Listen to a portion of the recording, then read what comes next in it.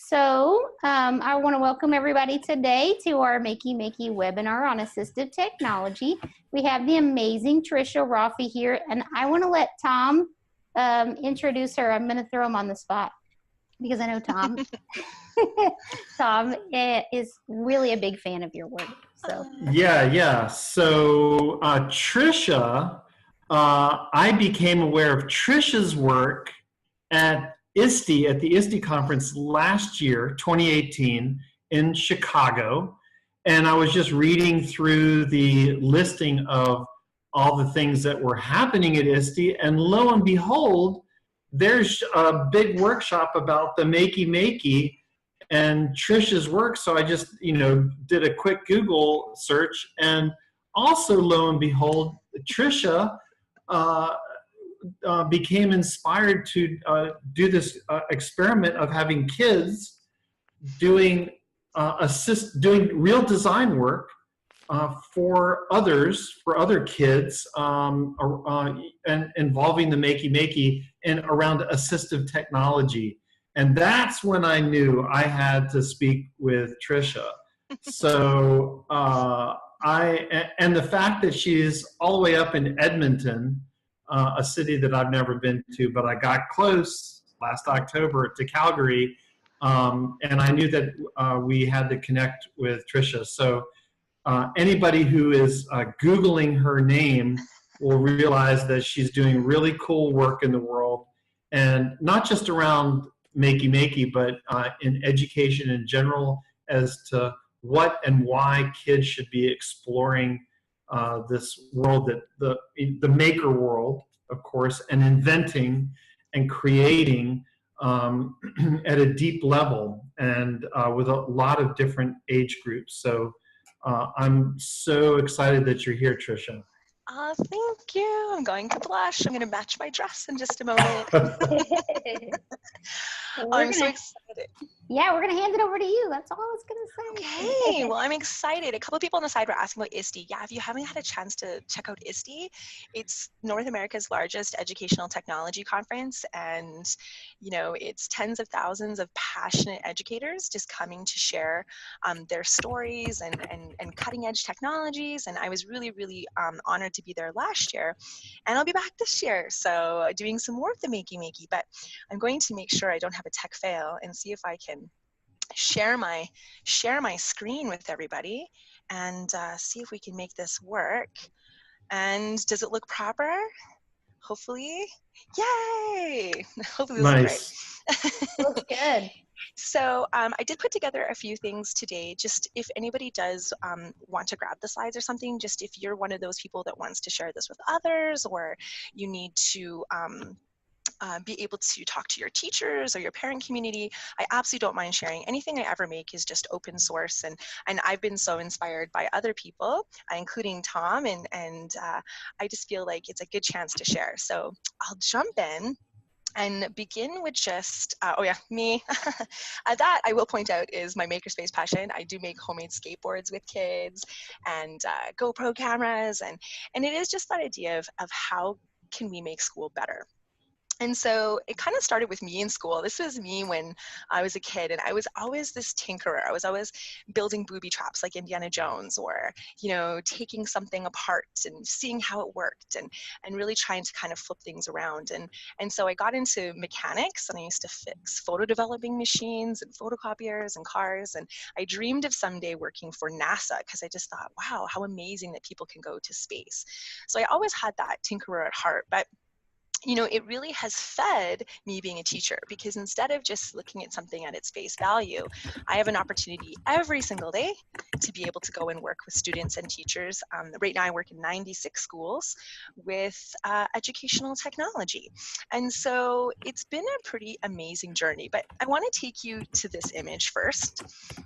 This looks like a beautiful summer day in Canada, or perhaps spring break, which is what we're doing right now.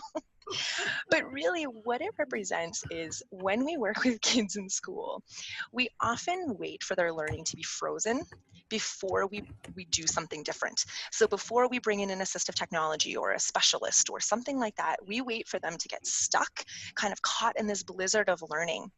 And what my goal has been is to really try to empower students by filling up that closet, by saying, hey, look, here's a wide range of tools or wardrobe or gadgets or whatever you need. So no matter what the conditions are for your learning, you have something that can make it available to you. And so I really try to approach assistive technology in this way. And I'm a comic book junkie, and one of my favorite characters, my favorite heroes, is Iron Man. And what I like to tell both students and teachers is, if we think about Iron Man, when he's putting on that suit, it isn't to change him. It isn't to make him be like everyone else. It's to take that greatness that's inside of him and make it even more. And so if we can use assistive technologies to not simply augment a child, try to make them like everyone else, but really allow them to have this greatness from within them that wasn't before possible, then we've hit the mark. And so that's how I try to approach this. And so I'll often get asked about cheating. Oh, well, that's cheating. That's cheating if we let all these kids have it. And I say, you know what? How many times a day do we all cheat? You know, because if we look at this screen and we see so many inventions that were actually invented as the purpose of assistive technology for people with a wide variety of different disabilities or limitations, yet we all use it every day to make our life easier, better, more convenient, faster. And so when an able-bodied person uses these technologies, we're called innovative, you know, because we're being efficient. But anybody else that doesn't need them can be called that they're cheating. And so really, you know, one of the things you look at, you see, is the dictation software, for example, kids being able to voice type.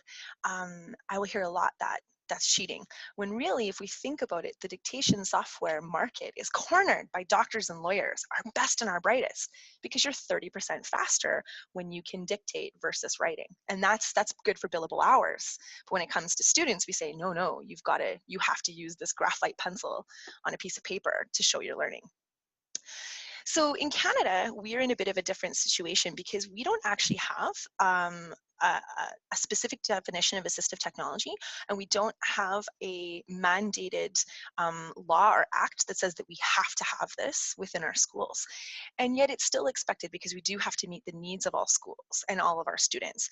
But what I love about this particular definition that comes from the Individuals with Disabilities Education Act is it says it's any item, any piece of equipment, doesn't matter what it is, whether you made it, whether you bought it, whether you customized it, if it can be used to maintain or improve functional capabilities, then that is assistive technology. And those functional capabilities can be anything from walking, talking, reading, writing, and just engaging with that learning. And so it gives us a very broad definition, but the maker girl in me sees the idea of being able to modify and customize some of those technologies, because I find when people are looking for assistive technology, they look for the label on the line. They say, okay, this is assistive technology. It's sold as assistive technology. This is what it's used for. And we have potential to move beyond that, because I want you to look at this image of this train. We can bring in augmentative assistive technology, and it will get our kids from point A to point B. Here you go. We put them on the train. We're going to get them on that train in September. We go all the way through till June, and they become passive riders on the rail. They really are using this technology to try to be like everyone else. And yet they're not able to contribute. They're not able to change the direction or have anything like that. They have to use it as is. Where we can say, look, we want the kids, regardless of their abilities, to be able to be active participants on a quest. And so really, we create that map, we create those conditions so they can have choice, and they can have interest, and they can have passion that helps to feed that learning. And the technology we introduce simply allows it to be possible for them to independently be able to explore their learning. So where this all began for me was my very first teaching position with a special needs class in an inner city environment. And I was lost. I went in that class, and it was a variety of students from a variety of ages. So from anywhere from grades. It was typically grade 4, 5, and 6, but I had kids in grade 1. I had kids younger and older. A lot of students with FASD, autism, ADHD, different mental illness or behavior things. It was such a variety of students. There was no out-of-the-box assistive technology that I could have put in place to make everybody be the same. to make everybody just learn in this way. And what I found doing this special needs program is we often focus on, this is what they can't do, so let's do more of that. They can't read, we're going to pull them out and we're going to do more reading intervention, more reading intervention. They are having trouble with their basic numeracy, we're going to pull them out, we're going to do more of that. And nothing to disparage from intervention or some of those programs. Those kids do need those foundational skills. But what interested me is I didn't have to do it that way. Nowhere in my program of studies does it say that I have to demonstrate learning on a piece of paper with a pencil. Nowhere in the School Act does it say that a child has to write something down to indicate achievement. And so it really made me start to flip the switch when I'm working with students who were functionally illiterate, that had a lot of emotional problems, and were not learning. Everybody was stuck in a rut. I was stuck as a teacher, and they were stuck as students. And so my very first Makerspace was one plastic bin with a Raspberry Pi and a Makey Makey in it. And we took those two tools, and suddenly we were making chinchilla animal cameras, and we were making interactive word walls, and our classroom tree could talk and tell stories. And I was seeing students who were never able to produce, say, for example, a story in their life, creating things I never thought was possible. And so it's, oh gosh, let's hope it doesn't make me restart my computer. When Zoom sends you a message, you need to restart.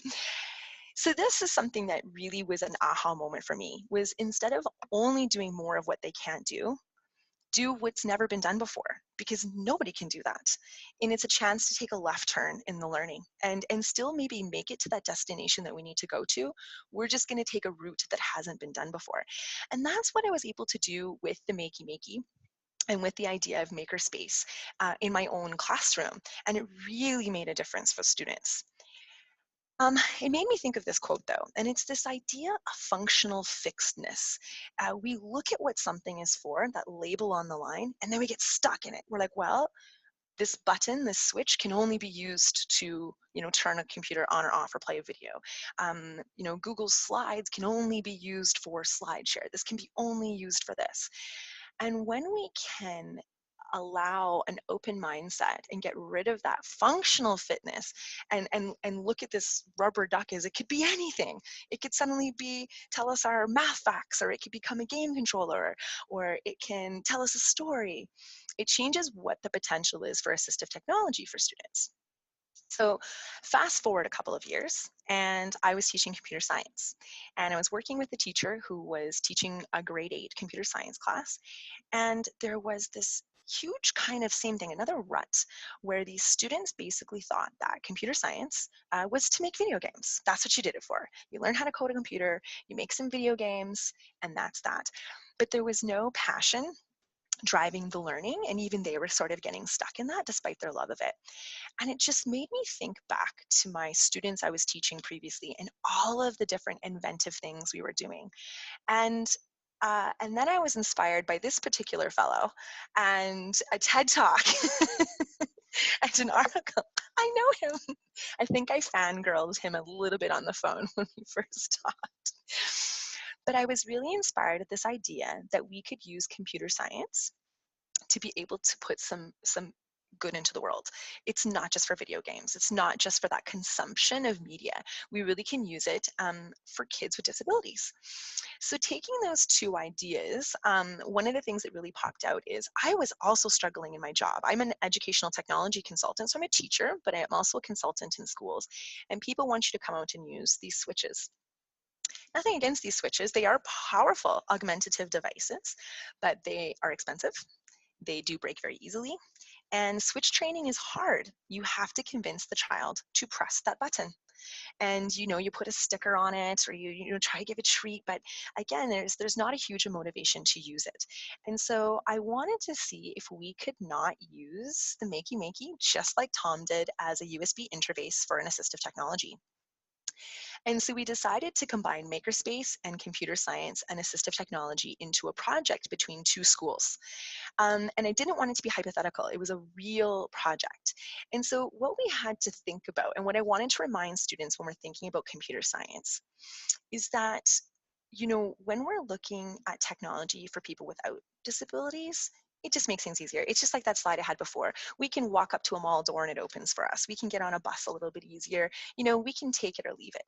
But for people with disabilities, technology really does make things possible. And we can really use this to change the lives of some of our fellow students. And so began our journey. We took a grade 8 computer science class, and we had a local school that had students who were very medically fragile and had some very significant and severe disabilities. And we decided to partner everybody up. And so this was just an initial video of when I first went to visit the school, because part of what I did was we gathered data on our clients. We actually wanted real faces, real names, real needs. We went and interviewed the students, met their classmates, met their teachers, met their parents and their care providers. And we wanted to find out who these children were, what did they love, what were they interested in, what sort of limitations did they have? And then what did they need to learn? This was our goal. But this is an interesting little video. I'll just start playing a little clip of it.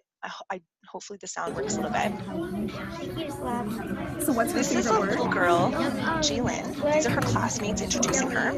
When she put her hands in her mouth. Well, we're supposed to say no hands.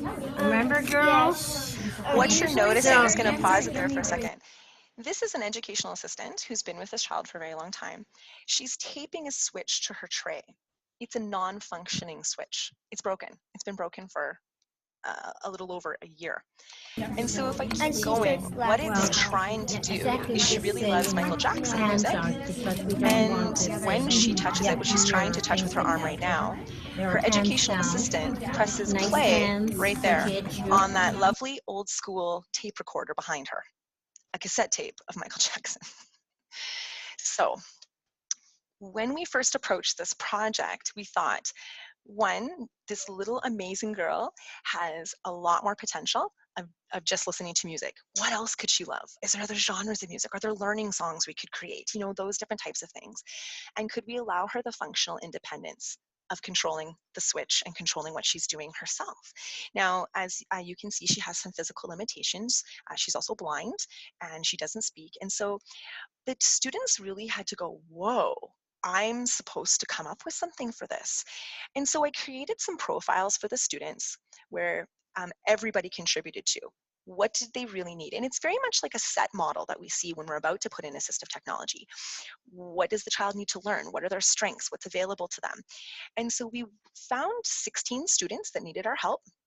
And what the students had to do is they had to come on a field trip that first day and they had to meet their clients. They had to speak with their teachers, they had to speak with their educational assistants, meet the students, and start to come up with a plan of what type of a device we could build and then what would the child learn, because they had to code it in, they were using Scratch.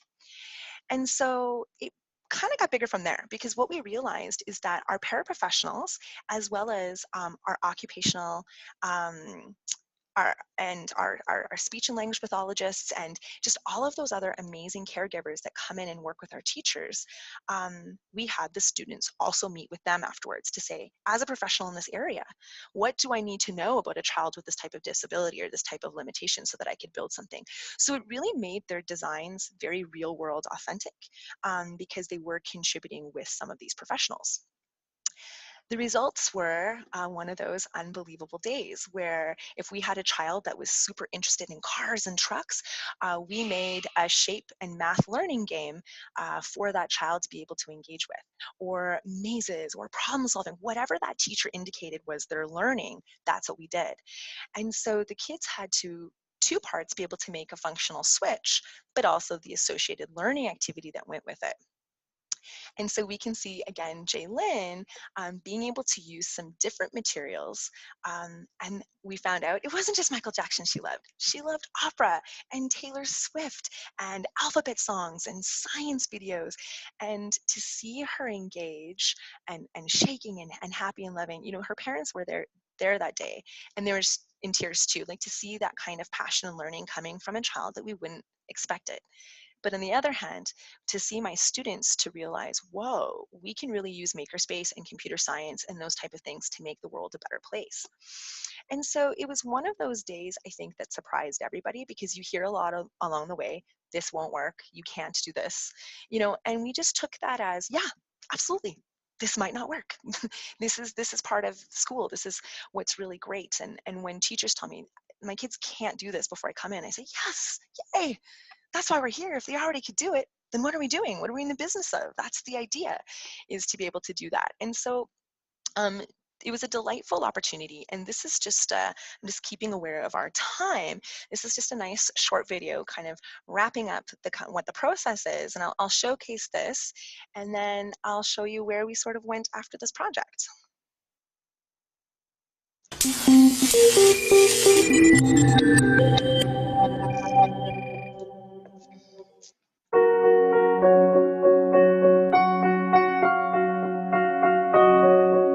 So, ladies and gentlemen, welcome to St. Gabriel. The kids who you are going to be building these Makey Makeys for, they cannot communicate. They know how to communicate. Their brains won't let them communicate the way we do. Can you guys help us unlock their voices? You need to design something for your child, for your student, based on what we need them to be able to do, to practice, to work on, and something that they love and are inspired by and passionate about. Are you excited to meet new people? Are you excited to have someone working with you? I know. Isn't that fantastic? When we first went to St. Gabriel's, a lot of the students were concerned, like they thought to themselves, what are we doing? You know, I don't know how we're going to do this. And so there was a little bit of anxiety at the beginning, which is understandable, right? But then as the process went on and they started to build things, that in itself became reinforcing. And they saw something come to life, and that anxiety it diminished. We are Skyping and we are co-teaching on the web today. We're excited because today marks the first day of building day. So we hope to have some prototypes to share next week. A really important part of this project was to make sure that that real life context was part of it. So if we're going to be making assistive technology devices and communication devices for our students, we have an obligation. We need to invite in those professionals whose job this is, especially for our computer science students, to see that there are people who go out and do this with our students and to get their professional opinion as to what we can do to make our product better. And so we invited occupational therapists and speech and language pathologists who work with these students to come in and give us advice. If we were to use our device with a child, what do they think? And at the beginning, there was some hesitation in the room, because I think while our service providers have these amazing skill set for intervention with our students, this type of technology is foreign to them. But our students are experts in this type of technology. And so to bring those two skill sets together and have adults and students working together, it created this synergy that we were blown away by. The one thing that I'm really impressed with was the level of support that we received from different departments, just the interest from it, and just the fact that there were people just willing to try it. Like, we didn't know what this would look like, how it would unfold, and just the possibilities are endless. Good morning to everyone, parents and guests. We're so grateful that you could join us today for our Makey Makey showcase. And thank you grade 5 and grade 6s for coming along and being a part of such an exciting event. I think when you're inspired by an idea and we have those questions, well, how can I do this? I think, we have an opportunity to show the world that we are learners too. That we're not a sage on the stage expert standing at the front of the room, teaching everybody everything. Those days are done, but we can dig in and we can ask colleagues and we can ask our students and we can collaborate and get involved in our own learning to take on something new that will absolutely change the lives of our kids. In this case, we had 2 schools coming together to solve a problem, and I think that we have to come out of our box, out of our shells, and really work together to make a difference for our kids. Our learning coach is taking what's being done here, and now the grade 5s and the grade 6s are taking it over. So it's continuing on.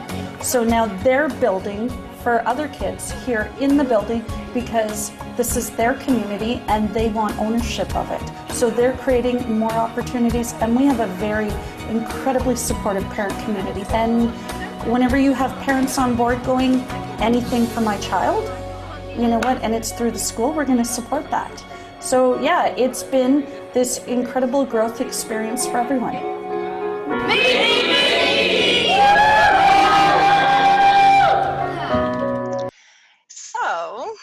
it was exciting because the school did keep it going. And what's nice about personalized assistive technology is, let's say a child's interests change. That's okay. We can wire something else up.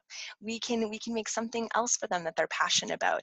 And so what I try to help people understand is that instead of just trying to make something that already exists work, and we're really kind of almost forcing that square peg into the round hole, let's just make something else, because that same amount of effort that we put into sort of, you know, dragging something along or trying to make it work, we could have used in that kind of creation moment.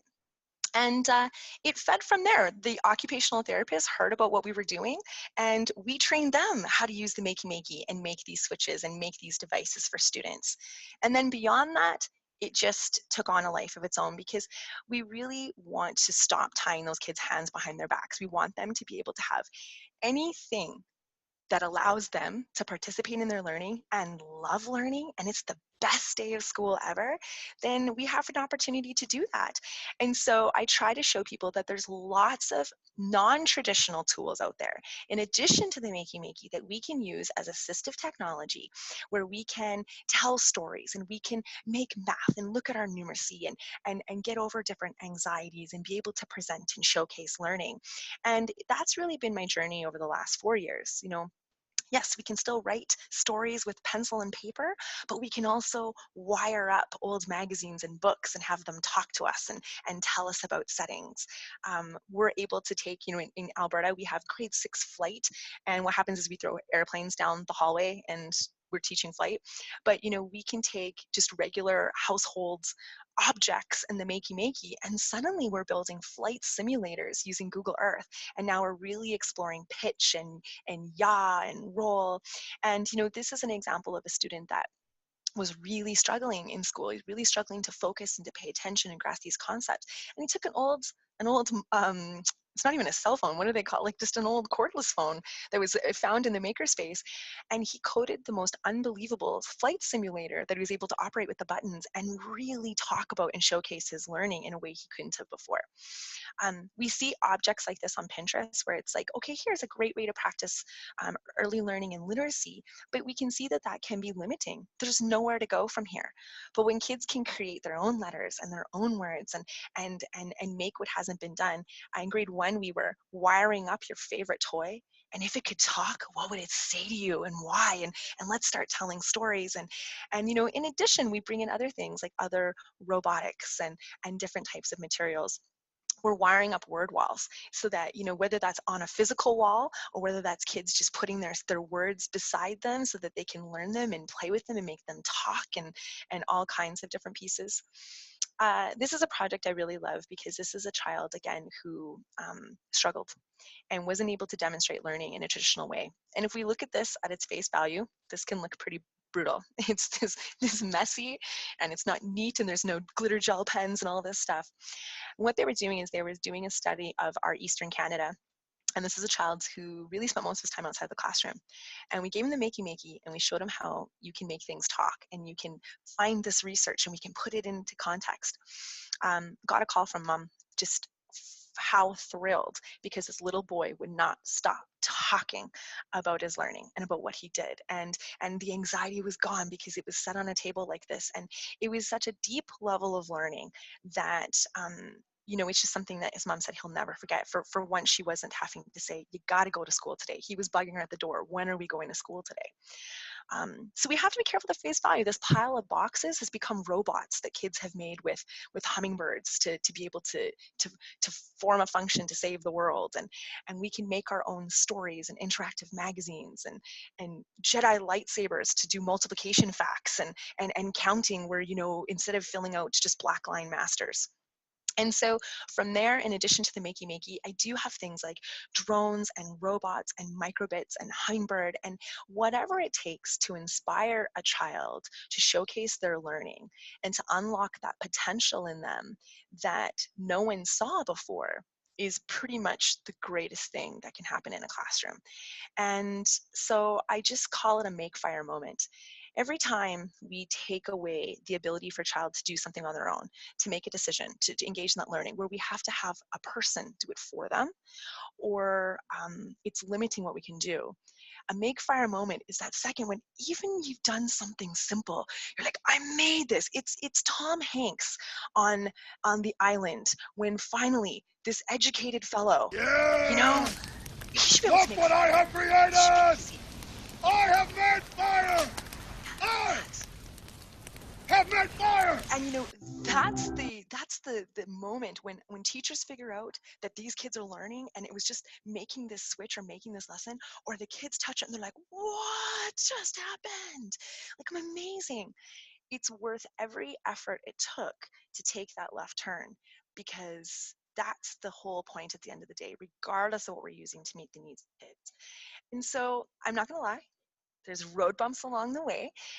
Failure is absolutely an option. There's things that might not work. There's things that can get us stuck in the process.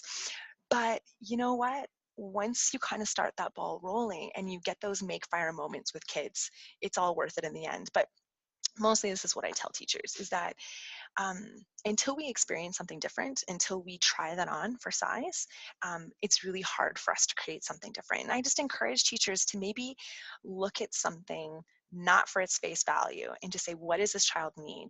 And we go from there. So because really it's about the teachers. These educational technologies, whatever we call them, you know, Makey Makeys, Raspberry Pis, microbits, you know, all these fun names, at the end of the day, it's about great teachers with transformational tools.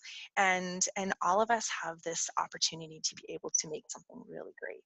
So yeah, that's my journey. I do have a whole bunch of other resources and ideas and lesson plans and you name it for all sorts of makerspace and educational technology.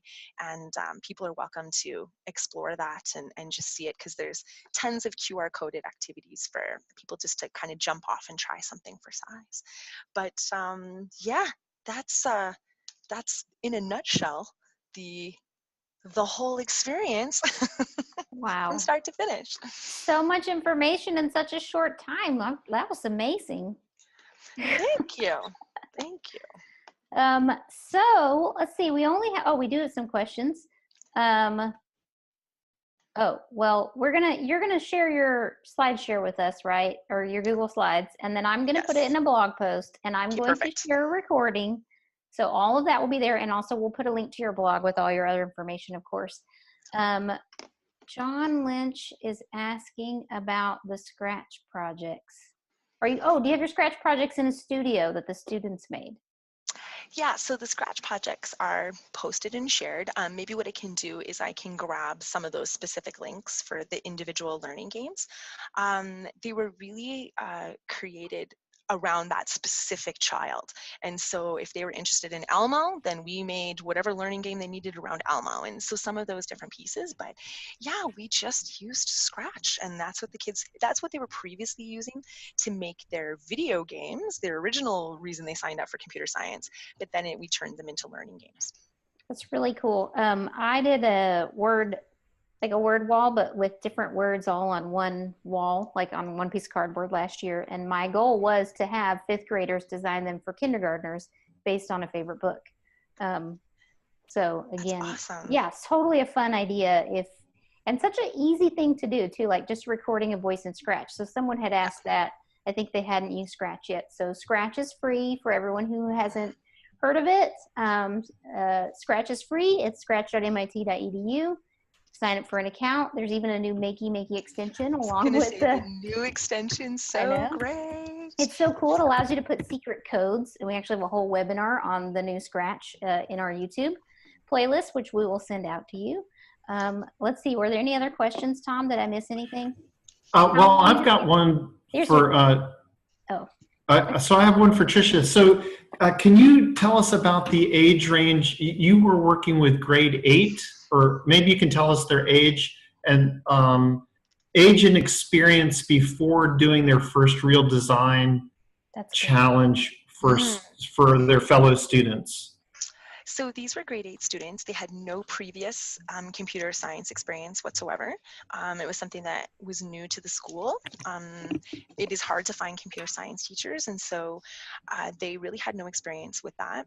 and they had no experience really with Makerspace. It was a really affluent and traditional school, and so they haven't even really had to do a lot outside of like, learn this, show me you've learned this, and kind of move on.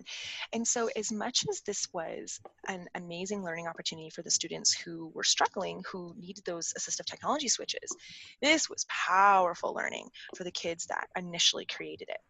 Then we needed to look at capacity. Because this was two separate schools, we didn't want to make these great things and then have it all fall apart.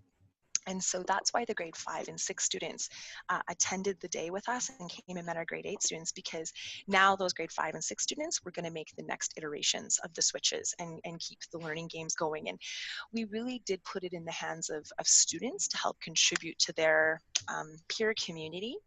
And then as well to take the pressure off of teachers who were a little unsure of the coding and the building of the pieces themselves quite yet.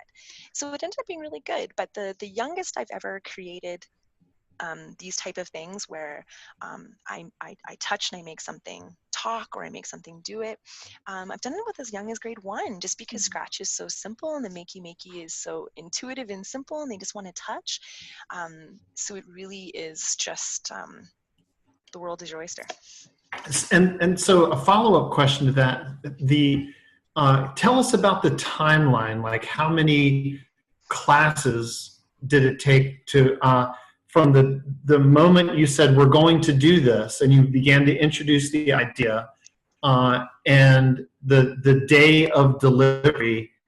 Because the video that you found of me, I had 5 class periods, which was just crazy short period of time, and each class period was an hour and 15 minutes. Okay. And so I'm trying to give anybody who's watching this an idea of how long does it take for grade 8 students to get the concept, iterate, and then come up with something that they actually want to deliver to a student as a solution?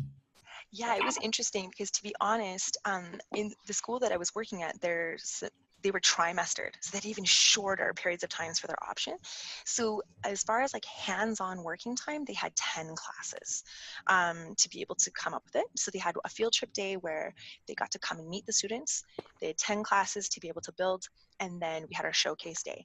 I think the motivation of, you really have a kid waiting for you for this on the other end. This wasn't just a teacher marking it, oh, it was good, it was bad. It was 100%. You need to have something ready for this child who's counting on you. It was a bit of a push. But I think what ended up happening is a lot of students were so passionate about the project. They were putting in some time, creating their games and things even just on their own time. Because Scratch is web-based and it's so accessible, like they were able to do that. But yeah, it took 10, some pretty serious digging in classes. And what we did at the halfway point after 5 classes is when we brought in the OTs and the SLPs and Skyped with the school just to get some feedback on the iterations, like how do we continue to improve on these devices to make them better. Did you, how did you document during the project? Did they have a journal, or were they taking, like, was there a blog or a live video or anything like that? Or was it just, you guys were just in there and doing it? We did document today. I tried to pull it as much as I could to get ready for today, but really what I do when I'm using anything in Makerspace is we do have design journals, and they have a choice based on that. Like a lot of kids like to use Google Slides, or some of them are using OneNote, but the idea is every day there has to be an entry with a picture, video, and words, talking about where you're at in your process. What's going well, what's not going well, what do you want to change, what are your plans for next time? And it was all done collaboratively, so nobody was on their own. They were in design teams of 2 or 3, just so that they had those thinking partners with them, just to help that, okay, what could we do here, how can we improve it, and have multiple ideas. So very cool. Yeah, like my favorite quote is always the one by John, oh my gosh, am I a librarian fail right now? John Dewey of the Dewey Decimal System.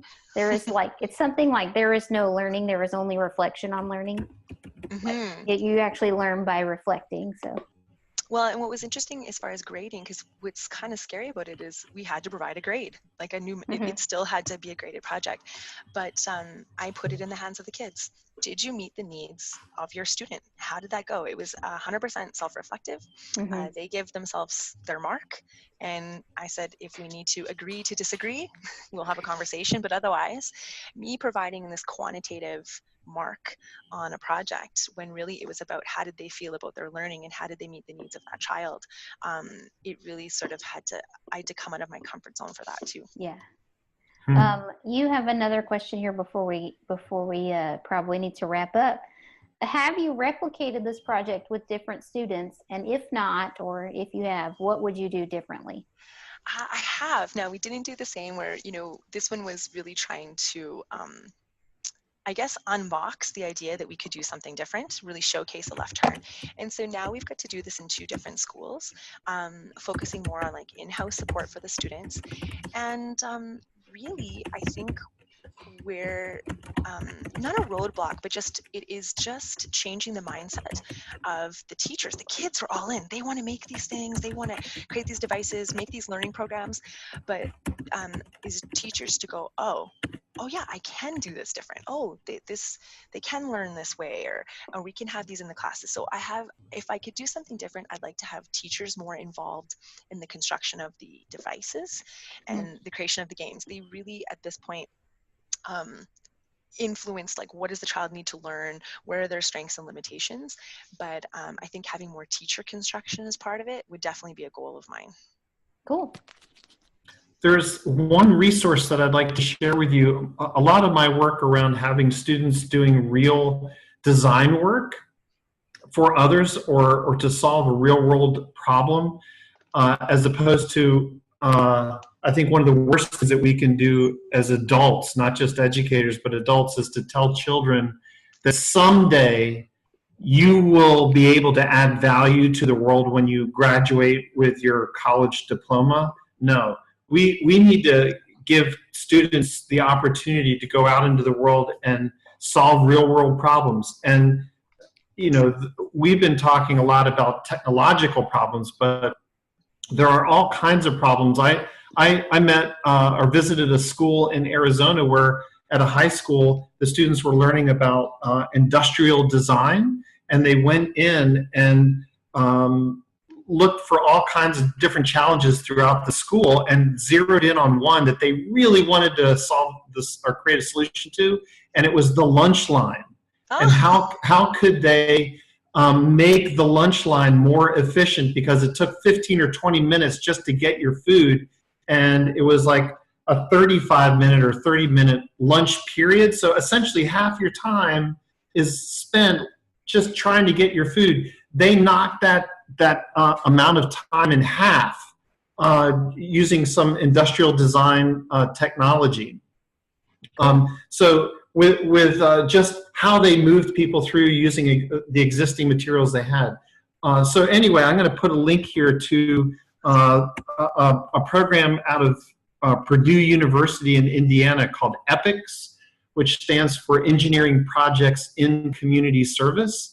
And there's a bunch of resources there. So they have college students doing this work and actually solving real world problems around the world. And then also there are high school students or high schools around the country who have incorporated this methodology.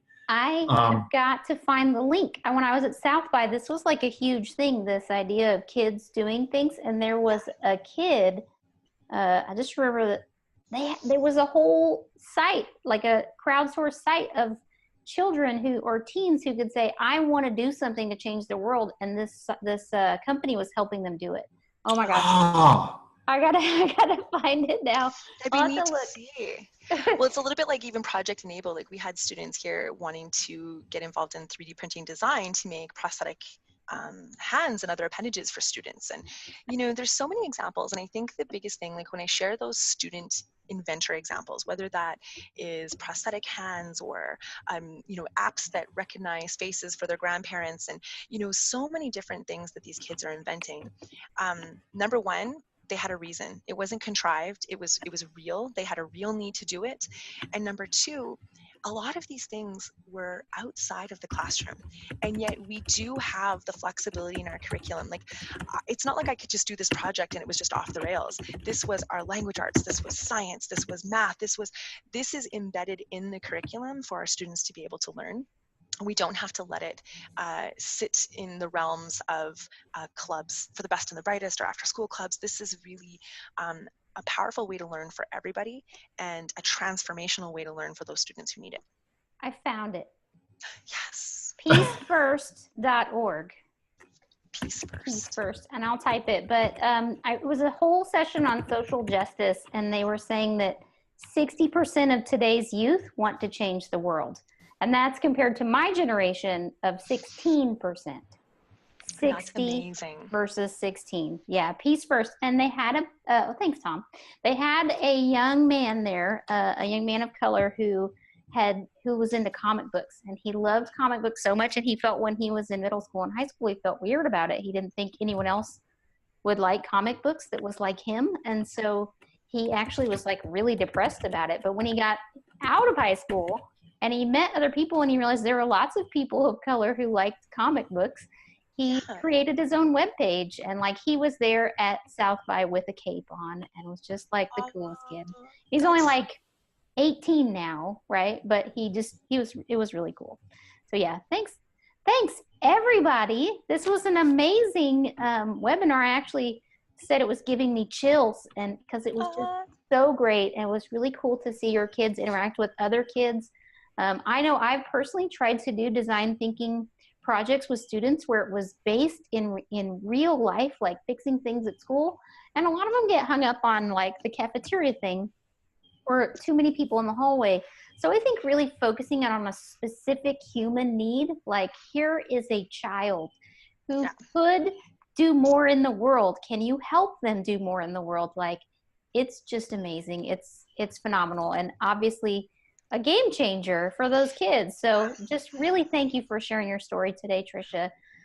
We will share everything for free on our webpage, because that's what we're about. We just want to share everything. So we'll also, again, link back to Trisha's blog, so you can follow all the amazing work she's doing. Before you leave, if you've already left, that's okay, but we will have another webinar in April that's going to be on robotics for Robotics Week. But in May, everyone on this call is going to want to be on this one. In May, we're doing Build a Better Book, which is basically another assistive technology webinar, but on creating a book for students with special needs. So taking your favorite book and finding ways to make it something that a child who is blind or a child that is deaf, and making it functional. And so some of that's with Makey Makey, and a lot of it's with just everyday craft materials. And Jackson Robotics Week, I think, is April 15th. So it's actually pretty soon, which means I got to get planning, because it's me and Katie from Hummingbird Robotics. We'll be doing a joint webinar together, just kind of sharing Makey Makey and Hummingbird together. So yeah, so thanks everyone. And then in May we'll be Build a Better Book, and that's actually from Building 61 in Colorado Boulevard, Colorado, Boulder, Colorado. I don't know what happened there. And Ian Maddie, one of our Makey Makey ambassadors, and the public library in Boulder, Stacy Forsyth. So anyway, huge. It's going to be huge. It's going to be awesome. When I say I know you, sure, Jackson, you can say you know me. Me and Trisha and Tom, we're all your best friends now. Well, I'm just excited. Thank you for always inspiring me. I know getting to use the Makey Makey, my first makerspace of one little plastic bin with some tin foil and some clips and a Makey Makey, it really even changed the trajectory of my future. And so I'm just so thankful for what you do, for all of our teachers to inspire us and put on things like this and share your story. And I'm so excited to meet you at ISTE. Yeah, and for the rest of you who are thinking or on the fence about ISTE, come to ISTE, because we're going to have something new. We're going to have a new product. A new product. We're not allowed to say what it is yet. But soon, but when you come to ISTE, we're going to show it off, and you'll get to put your hands on it and play, and And we just love to meet you. We'd love to meet educators who are just doing good work, because you guys all work so hard. Colleen and I are both former classroom teachers, and you know, we just love you guys for the good work you're doing every single day. Everyone, thank you for coming. Thanks for joining us. Again, we'll have more on the way, and thank you so much, Trisha, for your time today. Absolutely. Thanks. Bye, everybody. Thank you. Bye.